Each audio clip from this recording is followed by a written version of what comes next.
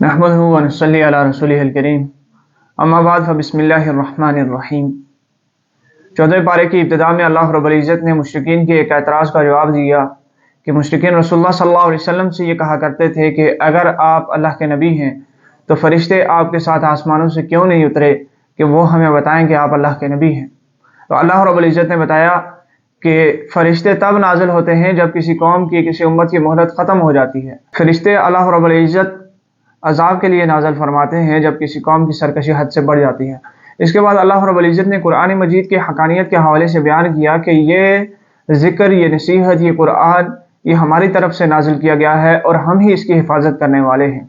پھر ستاروں کا ذکر ہے کہ اللہ رب العزت نے آسمانوں کو ستاروں کے ذریعے سے مزین کر دیا، اور اب جو کوئی شیطان کسی بات کے سننے کے لیے آسمان کی طرف چڑھنے کی کوشش کرتا ہے تو شہاب ثاقب اسے جلا کر راکھ کر دیتا ہے، شہاب ثاقب اسے لگتا ہے۔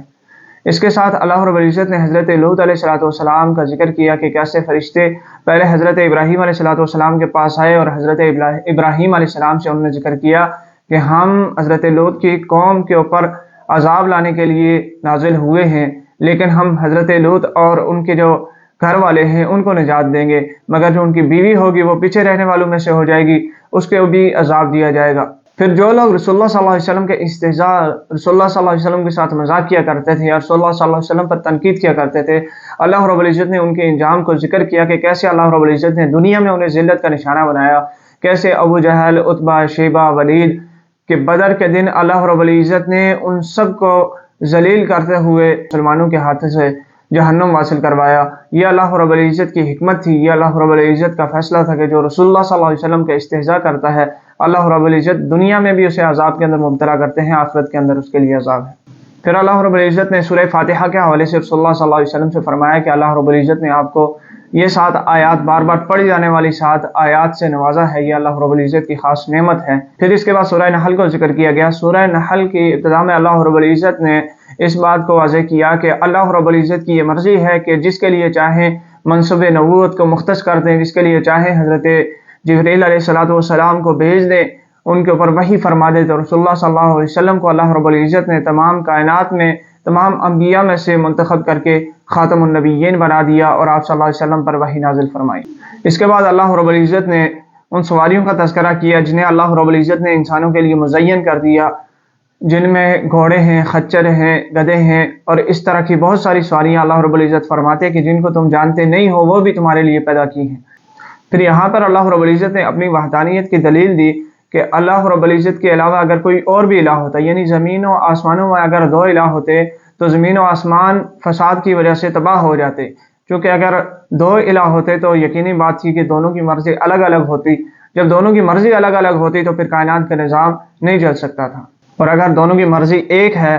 تو پھر دوسرے کی ضرورت نہیں ہے۔ پھر اس کے بعد اللہ رب العزت نے دیگر نعمتوں کا تذکرہ کیا کہ کیسے اللہ رب العزت نے آپ کے لیے جانوروں کو پیدا فرمایا۔ پھر جانوروں کے اندر اللہ رب العزت نے کیسا سسٹم رکھا ہے کہ گوبر اور خون کے درمیان سے اللہ رب العزت صاف شفاف دودھ کو انسان کے لیے جاری فرماتا ہے۔ پھر رسول اللہ صلی اللہ علیہ وسلم کے اوپر یہ اعتراض کیا جاتا تھا کہ حضرت صہیب رومی جب مسلمان ہوئے تو مشرکین یہ کہنے لگے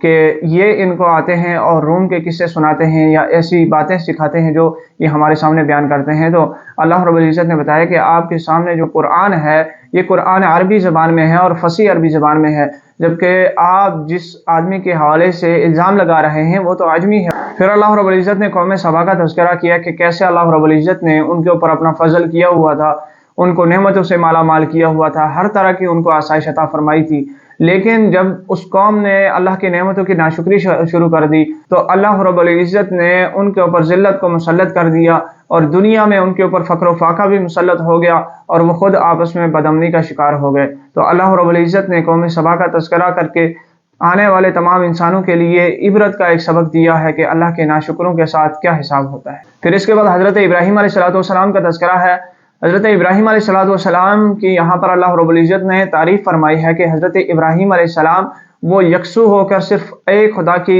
عبادت کرنے والے تھے۔ حضرت ابراہیم علیہ السلام نے کبھی شرک نہیں کیا۔ حضرت ابراہیم علیہ السلام نے دعوت دین کے لیے بہت قربانیاں دی ہیں، اور وہ اللہ کے دوست، اللہ کے رسول، اللہ کے بندے ہیں۔ پھر اس کے بعد اللہ رب العزت نے دعوت دین کے حوالے سے فرمایا کہ جب بھی کسی کو دین کی دعوت دو تو حکمت بصیرت کے ساتھ اس آدمی کو دین کی طرف بلاؤ، اسے سمجھاؤ۔ پھر اس پارے کے آخر میں اللہ رب العزت نے یہ فرمایا کہ جو لوگ دو چیزوں کا اہتمام کرتے ہیں، پہلی یہ کہ تقوی اختیار کرتے ہیں، یعنی اللہ رب العزت کا ڈر ان کے دل میں ہے، اور دوسری چیز یہ ہے کہ وہ نیکی کے اوپر استقامت اختیار کرتے ہیں، تو ایسے آدمی کے لیے اللہ رب العزت کا وعدہ ہے کہ اللہ کی مدد ان کے ساتھ شامل حال ہوگی، اور اللہ رب العزت کی طرف سے ان کے لیے دنیا اور آخرت کی کامیابیاں ہیں۔ اللہ پاک قرآن مجید فرقان حمید کو سمجھ کے اس کے اوپر عمل کرنے کی توفیق عطا فرمائے۔ وآخر دعوانا الحمدللہ رب العالمین۔